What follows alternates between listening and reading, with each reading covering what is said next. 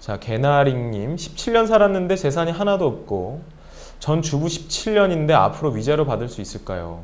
아들 둘 있고 남편 월급은 330만 원 정도 되신다 라고 하는데 17년 정도 사셨으면요 재산이 하나도 없기 때문에 재산 분할은 좀 어렵죠. 재산 분할은 좀 어렵고 아들 나이가 어느 정도 되느냐에 따라 좀 다르고요. 그리고 위자료는요 이혼의 책임이 있는 유책 배우자가 상대방에게 주는 게 위자료거든요. 그래서 당사자 간에 어떠한 뭐 정신적인 고통이라기보다는 그냥 둘이 합의해서 우리 살 만큼 살았고 이제 지지고 볶는 것도 이제 서로 힘들다. 그래서 그냥 합의로 헤어지게 된다면은 양쪽 다 위자료는 청구할 이유도 없고 받을 수도 없겠죠. 하지만 뭐 남편분이 대단히 잘못을 했다라던가 이런 것들이 많아서 이 사건 이혼이 남편의 책임 있는 사유로 인한 것이다 라고 한다면 위자료 청구는 가능합니다. 위자료 청구는 가능하고요. 월급의 뭐 절반까지는 그 압류를 할 수가 있거든요. 그렇게 해서 받을 수 있고요.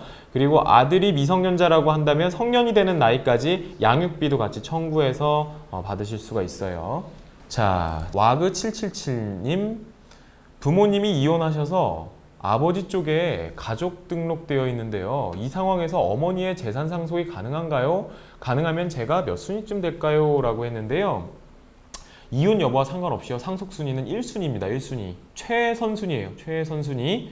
최선순위인데 만약에 어머님이 이혼하신 다음에 새로의 어떤 다른 남자분하고 다시 혼인신고를 하셨다라고 한다면 그 새로운 남자분과 자식이 동순위예요. 동순위. 동순위인데 배우자가 0.5를 더 갖게 됩니다. 1을 기준으로 했을 때 0.5를 더 가져요. 그러니까 50%가 더 가산이 되는 것이죠. 그러니까 본인은 어머니, 아버지와의 이혼과는 상관없이 친부모의 자식이기 때문에 1순위 상속인이 돼요. 직계 비속이 상속순위에선 1순위입니다.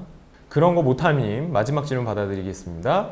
변호사님, A라는 사람이 돈을 빌리고 모든 재산을 와이프 명의로 옮기고 이혼을 했어요. 이럴 때는 어떻게 받을 수 있을까요? 라고 하는데요. 이런 경우를 대비해서 이제 민법에 사해행위 취소 소송이라는 게 있어요. 사해행위 취소 소송. 채권자 취소권, 뭐 이런 표현도 써요. 채권자 취소권 내지는 사해행위 취소 소송. 예. 지금 위장이혼일 가능성이 매우 높아요.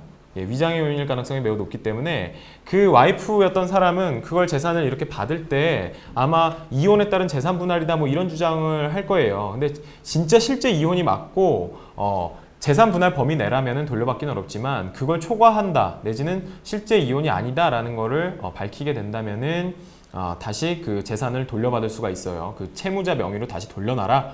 그렇게 할 수가 있거든요. 그리고 그 다음에 이제 가지고 오실 수가 있게 되는 거죠. 다만 그걸 입증하는 과정이라는 게 만만치는 않습니다. 만만치는 않아요. 그래서 통신 내역이라든지 그리고 보통 그런 경우에는 그 진을 치고서 사진도 찍고 그렇죠. 예. 위장이혼의 경우에는 그 부부가 만나게 돼 있거든요. 어떻게든지 간에 따로 살더라도 만나게 돼 있어요. 그래서 그런저런 증거 자료들을 꾸준히 확보를 해가지고 얘가 실제로 이혼한 게 아니다라는 거를 재판부에 이렇게 심증으로 갖도록 그렇게 증거 자료를 확보하시는 것이 가장 중요합니다.